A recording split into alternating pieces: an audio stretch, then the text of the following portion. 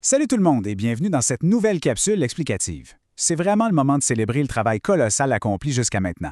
L'introduction puis le développement de l'éloge funèbre, c'est réglé. C'est pas toujours facile, on s'entend, mais c'est un méchant grand pas de fait, il y a de quoi être super fier. Là, il reste juste une toute petite étape pour boucler la boucle de ce projet. Le marathon achève, la ligne d'arrivée est en vue. Honnêtement, écrire un texte, surtout quand on est en plein apprentissage, c'est carrément comme courir un marathon. Mais la super bonne nouvelle, c'est que le plus dur est complètement derrière nous. Cette fameuse conclusion, c'est le sprint final. C'est 100% à portée de main, puis on va franchir cette ligne d'arrivée avec le gros sentiment du devoir accompli. Étape 1, la récapitulation. 2, l'ouverture. Et 3, les salutations. Imaginons 2 secondes qu'on construit une maison. Les fondations bien solides, elles ont été coulées avec l'introduction. Puis les murs robustes ont été montés avec le développement. Maintenant, il faut juste poser le toit pour que tout ça tienne bien ensemble.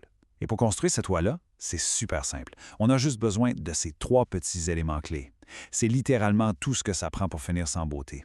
Allons voir concrètement de quoi ça a l'air avec notre texte modèle de la boîte à outils « L'hommage à un homme d'exception ».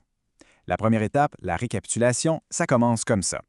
Aujourd'hui, nous pleurons la perte d'un être cher, mais nous célébrons aussi la chance. Ce qui est vraiment génial ici, c'est qu'on ne fait pas juste répéter platement ce qu'on a déjà écrit, pas du tout.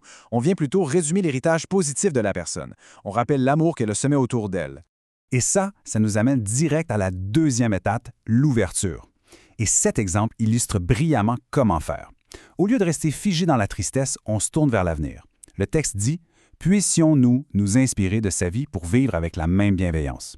C'est en plein le moment d'offrir une pensée lumineuse, une petite leçon de vie qui va inspirer tous les gens présents dans la salle. Finalement, on arrive à la toute dernière étape de notre toit, les salutations. Sincèrement, pas besoin de se casser la tête ici. Un simple « Adieu, cher ami, tu resteras jamais dans nos cœurs », c'est direct, c'est super bien ancré dans une émotion vraie, puis ça fait office de dernier au revoir. Résumer l'héritage, regarder vers l'avenir et offrir un dernier au revoir. En gros, la chose cruciale à retenir, c'est que ces 3 petites composantes-là s'emboîtent à la perfection.